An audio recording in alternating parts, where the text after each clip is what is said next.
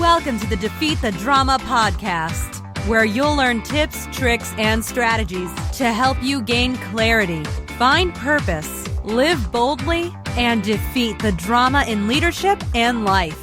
Host Kirsten E. Ross is known to many as the drama-free queen. She is the undisputed expert of transformation. She'll move you from resigned, resentful, and overwhelmed to focused, engaged, and empowered. Welcome to the Defeat the Drama podcast. I'm Kirsten Rush, your host, and this is episode number 92. Drama zaps energy and shifts focus away from where it needs to be, so let's work to defeat some drama now. Today's episode is sponsored by Pillar Social Media. They create, manage, and grow brands on the social web. They've done some great work on the internet and done some stuff for me. Go check them out if you need anything done with a Facebook page, Twitter, YouTube videos, a blog, a website, an app, anything that you need internet related. There, you can find them at pillarsocialmedia.com. So in today's episode, I'm going to be talking about 6 strategies to stop interruptions and find your focus. You know, I really find that most people in the workplace today are being asked to produce more and more. In the meantime, technology has kept us connected 24/7. Coworkers and clients expect quick turnaround for their questions or issues, whether big or small. I've heard it more than once. How can I get any work done when all I do is go to meetings and deal with issues? The reality is you need uninterrupted time to focus and to do your best work. Here are a few strategies that have worked well for my clients over the years. So first, usually the number one step I have them do is pay attention to the interruptions. So what can you do about them? What do people need? Are there some reoccurring questions? If there are, create an FAQ or a contact list. Document those things that are reoccurring. So let the past questions predict their future needs and provide the answers in another way. Get those answers out of your possession and accessible without your time. That usually helps more than you would imagine. All right, number 2. Are you inundated with emails? Is there a way for you to ask coworkers to adapt a subject line, like certain phrases or clues, to let you know the content of the email? This will help you quickly determine if it's something that you can look at now and take action on, or if it's something that can go into a folder to review later. So ask that they include a deadline too, where appropriate. It will make prioritizing your emails much easier. So here are some examples that you might want to consider. So have them put FYI. So this is just for your information. This could be FYI, this is what's going on in the department. FYI, this is something that I just had a conversation about.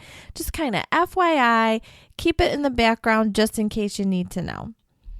A specific deadline for something. A decision. If they need a decision from you or input on a decision, then they can put that in the subject. Or discussion. Hey, we're in the midst of a discussion. So discussion, you know the deadline, like when the discussion's ending, how long you have to provide your input. So those are just a few quick little examples of subject lines that you might want to consider so that you know, does this go into a folder for later? Is this something real hot topic? Red flag it. I got to hit this right away. Number 3, do you feel like you're always in meetings? When you first started working, it probably felt like a privilege to be included in a meeting.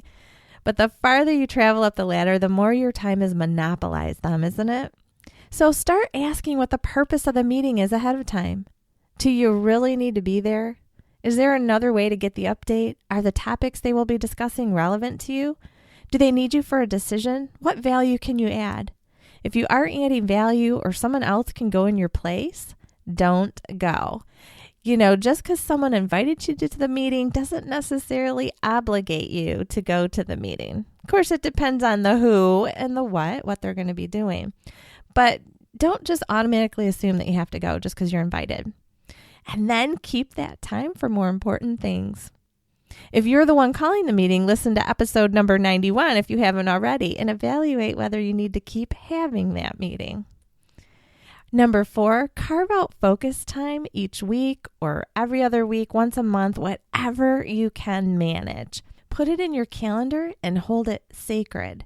Create some sort of visible cue for your coworkers to let them know that they cannot interrupt you unless there is a true emergency. I've had clients make signs for their doors. They've placed a flag on the side of a cubicle if they were working in an open work environment, just some visible cue. I mean, even if you just put a Post-it note there, like, hey, if you guys see this sign or this message or this balloon up in the air, that means I am focusing really hard on a project, and please don't interrupt me unless it's a huge emergency. Otherwise people don't know. They think you're just available because you're in your office, and they're going to be peppering you with those ad hoc questions that aren't necessarily all that important. Number 5, schedule a specific time for emails and voicemails.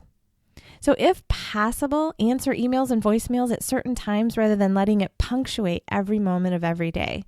I don't know if your laptop gives you a little ding or some sort of noise every time, but it's just a constant pull. Let me see what's going on.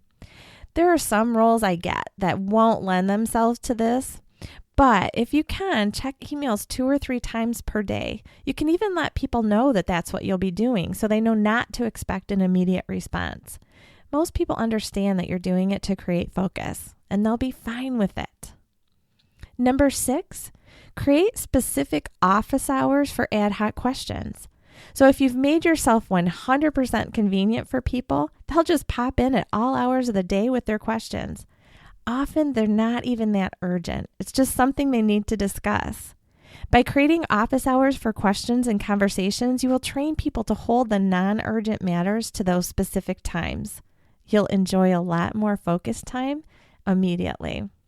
So those are the 6 quick strategies. I hope that you're able to implement at least a few of them and capture, recommit yourself to having that extra focus time each week. And my hope is that you can find a little bit of focus time each day. That would be awesome, wouldn't it?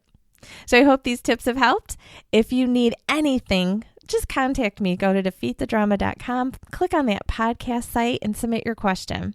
You can either submit a question and I'll provide customized solutions on a future episode for your current drama challenges, either in your work or in your life, or shoot me a message and just say, hey, Kirsten, we need to talk. I've been doing this for over 20 years, and it is my privilege and passion to help people remove all the junk that stands in their way so they can be who they were made to be. So if that's you, give me a shout. Let's have a conversation and see how I can help. So until next time, make it a great day.